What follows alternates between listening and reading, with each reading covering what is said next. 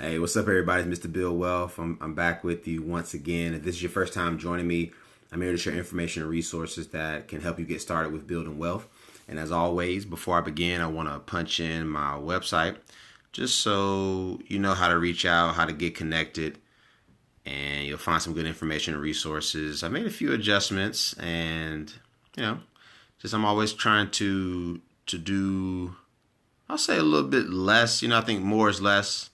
Less is more sometimes, and I just want people to really think about their plan, and I think this weekend and the whole Dogecoin saga was really indicative of why people need a financial plan. Not on some, I just want to sell people stuff, but this weekend is teaching me exactly why you need a plan. People are out here acting crazy, like crazy, with their money because they have no plan. They are just like the wind blows and they are just flying with it. It's unnerving because what I'm seeing from the other side is they're not up in arms about Dogecoin. What these last couple of days taught me is that people are looking for help. People, and I appreciate everybody who's reached out to me because that shows me that you do value my opinion to some degree. So shout out to everybody who's hit me up about Dogecoin. I originally had not planned to do anything with it. Again, I think I've told the story a couple times now. I had friends who were in it very early. A couple people from my investment club were in it already. So they've made some really good money because they were in when it was, hundreds of a cent. So maybe they were in when some of the big players were also in. And, I think right before I hopped on here, I think it was trading at about 55 cents a pop. But I wanted to read you something that one of my teammates sent me. And I thought it was really indicative of not only Dogecoin, but just how the wealthy are just playing a different ball game. And we're out here we're fighting for the scraps, and a bigger game is being played when you think about money.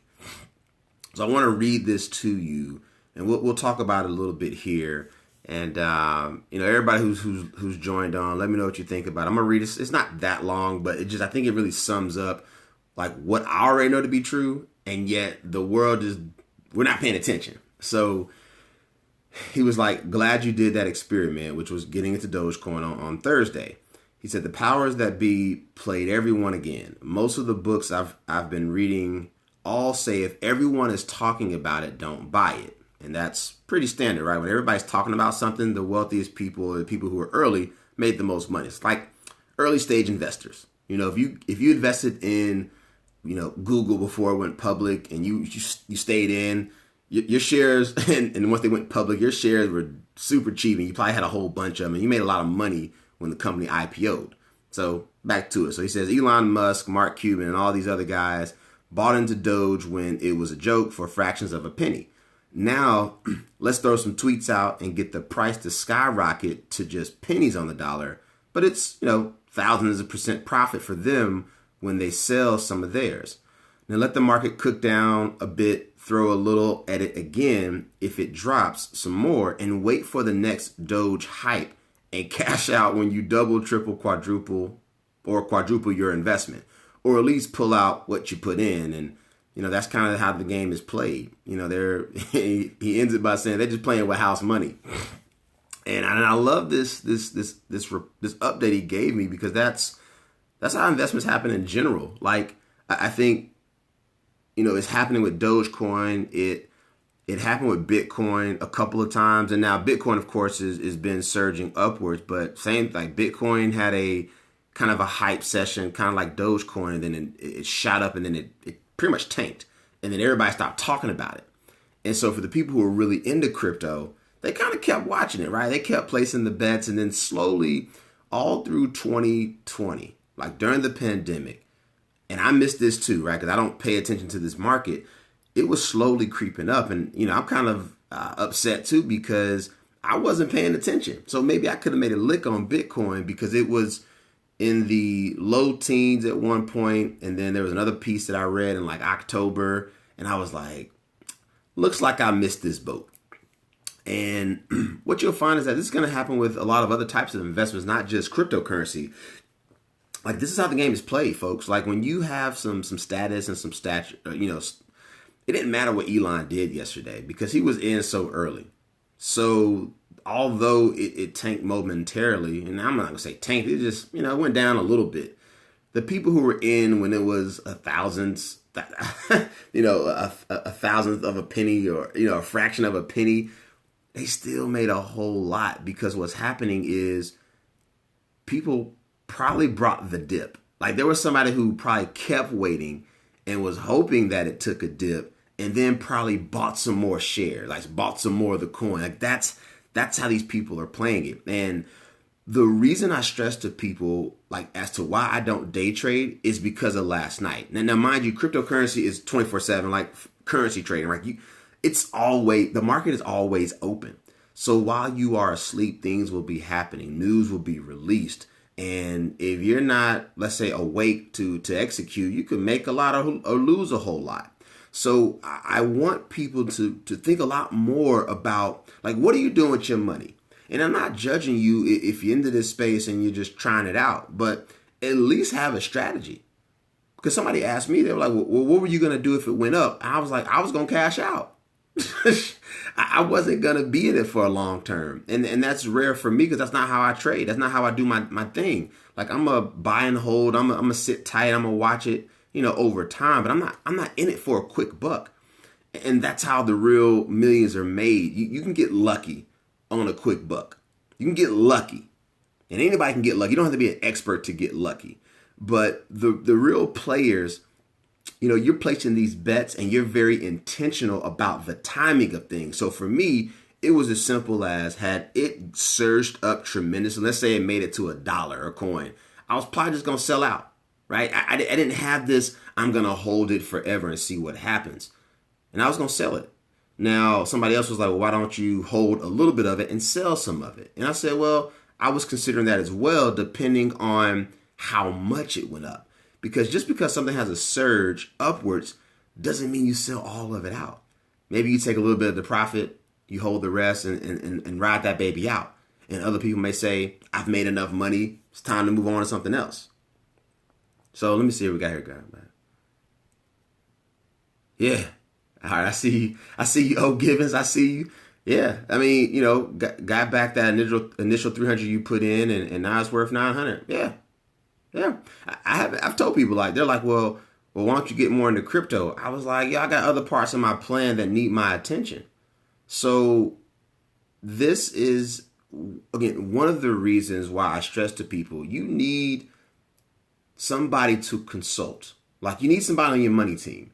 And I don't shy away from continue to ask people to, whether it's with me or somebody else you trust in your circle or your sphere of influence, just, you got to have people on your team who are really in spaces and, like, understand these spaces that you don't have time to do your research in. Like, you need these people, so oh, I like this. Yes. Okay. So good. So one of his sons made over $12,000. Yeah. There's people who made real money. And the biggest question for the folks who have made some money, we'll stay with crypto for this session.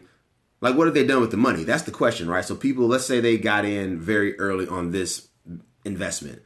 So are they holding forever? Are they holding for the next 6 months? Were they holding up through, like, Elon's talk on Saturday? So this is where the planning, if you all can kind of understand where I'm coming from, is like, tell me what the plan is. If you're going to make a lick, are you cashing out? And then are you going to do something else with that money? Are you maybe going to pay off some debt? Are you maybe trying to invest your way and hopefully have a larger down payment for a house? Or, that's the part that I'm itching to know from all the people who are like, I'm looking at this crypto stuff. Tell me what you plan on doing with it. That's the part that I think is most frustrating for me, because everything that I execute in my plan, like, there's a reason for it.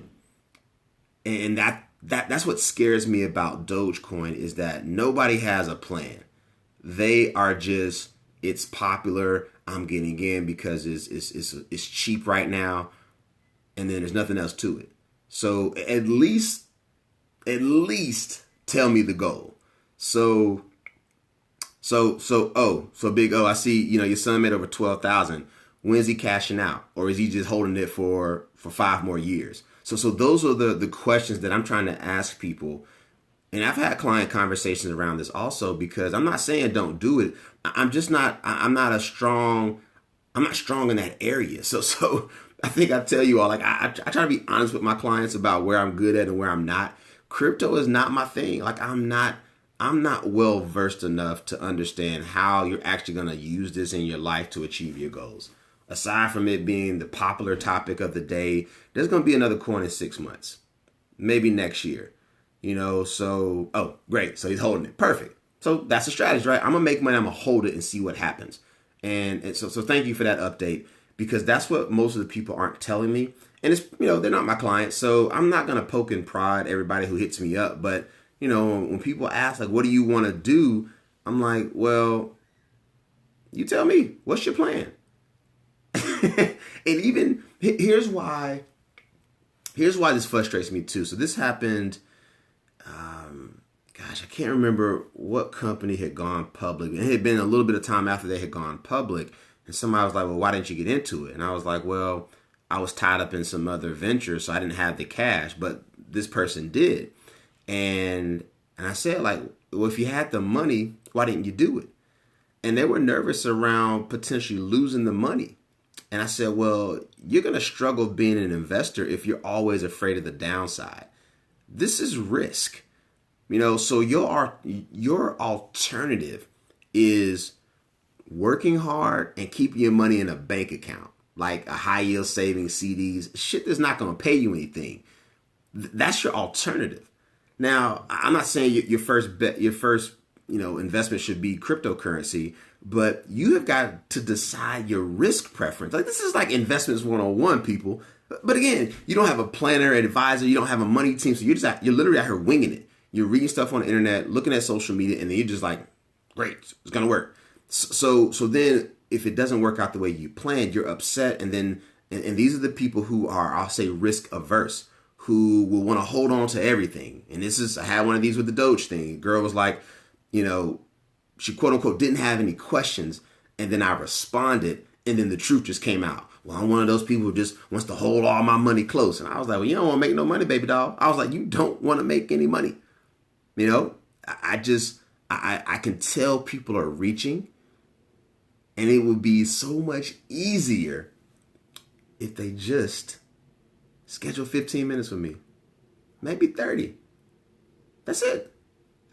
You don't even have to become a planning client of mine. I just want to talk to you and see what you're thinking. That's all I want to do with you. You grown. You go do exactly what you want to do, regardless of what I tell you, what I think. Because my opinion is sometimes useless. But if I'm asking you the right questions and you don't have good answers, then I have a problem with that. But if you're comfortable not having simple answers to my questions, then I think a longer, more extended conversation needs to happen about how you think about money. So I appreciated my teammates sending me this message about Dogecoin, because that's how the game is played. And I started reading another article today around, I think it's SpaceX going to be, SpaceX with their whole to the moon thing. Well, you can, I think, pay for stuff through SpaceX with Dogecoin. So now you start to see how things are layered, right? We tweet and do some things a long time ago to bring some attention to it. So now it doesn't become a joke anymore. So now they've almost kind of validated it's legitimate. And now it takes up pretty much an entire episode of Saturday Night Live. Like, that's how influential wealthy people are. So I think we aspire to do things like that, and just know that there was a plan in place, everybody. They didn't just wake up, create this coin. There was an intentional play behind this coin. It was very intentional what happened. And so when I say plan, they had a plan. And they executed, or they're executing this plan. And it's probably playing out just like they thought. Because again, I know somebody bought the dip last night. I think it dropped down to maybe 49, 48 cents a share. So if somebody was already in it, they probably were like, well, you know what? It didn't go up as much as we thought, but we might as well get some more because it wasn't as high as it was when SNL started last night. So that's a good question. What do you think the plan is? I think this SpaceX article was very indicative of how they're playing the game. I'm gonna force you to use my coin. It's almost like our government forced it to do certain things. I think that's where this play is happening with Dogecoin, and I think there's gonna be another coin at some point that's gonna do the same thing. Somebody of substantial means is either going to designate this coin as the coin, or they're gonna create another one. They're gonna hype it up, and then it'll be something like, well, your grocery store chain only accepts this coin. Like it's going to be something along those lines. Oh, that's what I think. I think that's what this game is like. I think that's where we're headed in this market. I think it is this. They're going to begin to, and the dollar will still be useful, but they're going to start to see larger entities accept coins of all sorts. And maybe there's one coin they accept, and maybe there's another. So here's what I think about. Here's a good way to kind of what I think. Oh, just off the dome. Think about credit cards. And this is real shit right here. Most vendors take Visa and MasterCard. Now I know people with Discover cards, but ain't nobody talking about Discover. Like Discover tries. So if you see where I'm headed with this, like I think that's where we're kind of headed with one of these coins. Maybe it's Doge, maybe it's Bitcoin, maybe it's Ethereum, but it's going to be something like that to where merchants are like, this is all we take. And you either going to have it or you're not. That's what I think. And I'm glad I'm kind of documenting this because this is going to be interesting to see 5 or 10 years from now. And it might happen even sooner. But when you think about credit cards, again, Visa, MasterCard, those are the big two. Discover doesn't get a lot of love. A lot of vendors, and I know kind of why, like they don't always accept American Express. Like I think we're kind of forgetting that the game is always being played a certain way, and there are only a few people who can like serve as the puppet master. But I find this coin thing so intriguing because this is kind of what I think is going to happen. So I hope that can shed some light on what I think. And now we just got to wait and see. We just got to wait and see what happens. But I think this was also a great lesson for people who have been afraid to invest. I think it was forcing them to do some research. Oh, appreciate you. Oh, yeah, man. That's where I think we're headed. I think that's where we're headed with this world and coins. They're going to say, this is all we're going to accept. This is all we're going to accept. And you either got it or you don't. So you better get some or else you can't buy a certain good. And it's going to be something like that we all need. Like that's where this coin thing is I think going. So I was talking about this, like this research people have been doing now. So now the average person who's never done any investing, I think you're getting a good crash course in what it's like to be a trader, like to really do this stuff all the time. You had to read something. And you had to read multiple sources because everybody's got their opinion, but whose opinion are you accepting?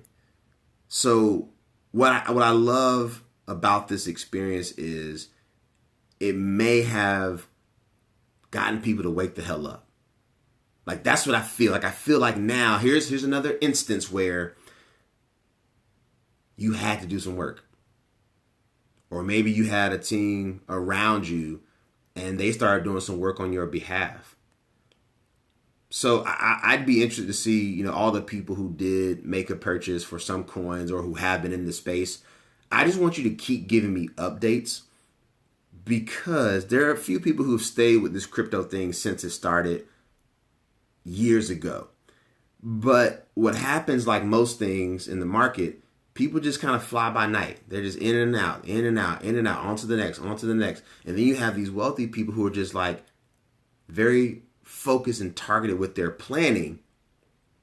And so when these type of opportunities come around, they don't jeopardize everything else they're doing. They give it a little bit of attention, a little bit. But the rest of the world gives it a lot of their attention. So the media can distract you with a lot of things and then be doing things right behind your back.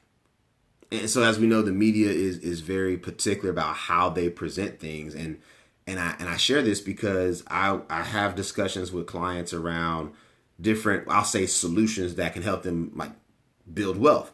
And it's always investments, crypto, or real estate. Those are the big three that you'll see our media always talking about. Real estate, investing of some sort in the markets, or it's crypto now. And, you know, you start to see that they limit what they're constantly pushing at you. So they make you feel like you should be a day trader. You ain't got time. But it's sexy. It keeps you focused. It keeps you locked in. And that's part of the game, right? We're getting those eyeballs on our thing while we may be creating other things.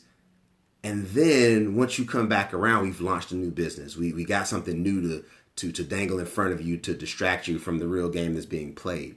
But I think this was such a great, last, I'll say 72 hours in terms of seeing how, yet again, we have the ability to focus on something and do the research and reach out. And so these things give me hope that people will reach out to somebody and, create that financial plan where you just say, when things happen, you don't go crazy. You just, hey, I got a few dollars, let's do it. Because the rest of my plan is working like clockwork. And I think that's what started this whole journey for me was I get the same people or same types of people reach out to me when these things happen because they know this is the area that I'm in. And I'm like, why does it take the new shiny toy to get you to talk to me? That's the most frustrating part about what I do and probably other financial planners out there. And so I want you to be willing and courageous enough to reach out and let's talk some real strategy, but let's talk about everything. Crypto is just one part. Real estate, one part. Stocks, one part. Retirement, just one part. All these things in my brain are small things in the grand scheme of your entire plan. So I don't care to give you quick advice on what do you think about crypto because even what I say doesn't get you to act. And I could be telling you to do something, but it might not be the best thing for you because I always want to do what's in your best interest. If it's in your best interest to buy a little bit of something, buy it. Like I don't give my clients a lot of pushback when they say they want to buy something. Just tell me why. And even if I don't fully agree with you, you grown. This is your money. You're going to do what you want. I just want to be here to support you in whatever decision you make. Whether you make a shit ton of money or it tanks and you lose it all, let's talk about it. And let's talk about were there things that we could have controlled or was it something we couldn't? And that's just investing. Everybody wants to just make all the money, but you don't realize that not all these businesses make it. And I'm not at that point in my career, or I don't have any desire to like short stocks. Because again, there's money being made when stocks go down. So I want people just to have a plan. That's all I want people to do. Have a plan, make it make sense, and make it make sense when you telling me. Like I'm a financial, tell me the plan. And I'm going to say, that sounds really good. Let's keep watching it. Because just because it sounds good today doesn't mean it's going to stand the test of time. It just doesn't. Like, I think we have great ideas and some things just don't pan out the way we thought. But at least we got a plan. Yeah. So, I like this, Coach Dar. I like this. Yeah. Planning versus following trends. Yeah. Some of y'all the trends pop up and it's like, all right, you go keep riding it out. You're right. I think you got to pick what you're comfortable doing. Yeah. Coach Dari. Yeah, these people don't have the time to do all this stuff. All right. Oh, I got you. We're gonna talk. We're gonna talk soon, man. Yeah. So again, I'm excited that we got something else to talk about. People will continue to do what they think is the best thing to do with this whole crypto space. And again, if you're like, well, Jasper, what's your recommendation? It wouldn't be the largest part of my portfolio. Now, whatever percent it is of your overall mix, that's on you. There's no perfect percentage, right? Your plan, I keep saying this, your plan is unique to you. So if somebody on here says, you know what, crypto is 10% of my portfolio overall, great. Stay with it. You know, is the 10 getting you what you want, or is it, hey, maybe I need to dial it back to maybe 7 or 8%, you know, or maybe I want to bump it up because I'm excited about where these coins are going. So, you know, have that type of ability to just understand this makes up X amount of my overall portfolio. If you have not done that, you need me. You needed me yesterday, the day before that, because you're out here just winging it. And winging it is not going to get you to the promised land. You're going to get lucky. Some people will get lucky and they'll say, well, Jasper, I got lucky. Yeah, that's not sustainable. Having a plan is. Having a plan is where I want to get everybody. So I am encouraged and excited to see where the world will go now that we got through another, you know, new shiny thing to talk about. And let's see how the world goes back to, I don't know what normal is, but let's see what else will become the new craze. And if you think you're into something right now that could be, you probably want to double or triple down, especially if it's got some legs with some famous people or some people with some real stature. It just might blow up like Dogecoin. So, you know, this will be the time to assess the plan. What are you in right now? Tell me why. Might be a great time to be gobbling up more shares or more coins, because when it pops and the world starts talking about it, it could easily tank, but you still made a whole lot of money. So hit me up if you need me. If you want to do a 15-minute session with me, let's just talk it out. Tell me why you're doing what you do. And if you need more time, do it. You know, check out the BuildWealthMovement.com. If you want to get in touch with me, just fill out the contact us section and I'll circle back with you and we'll have a good discussion. So with that, I want to, you know, wish you all a good night. Hopefully everybody's had a wonderful Mother's Day, and, you know, let's see what's going to happen next. All right, y'all. Catch you next time.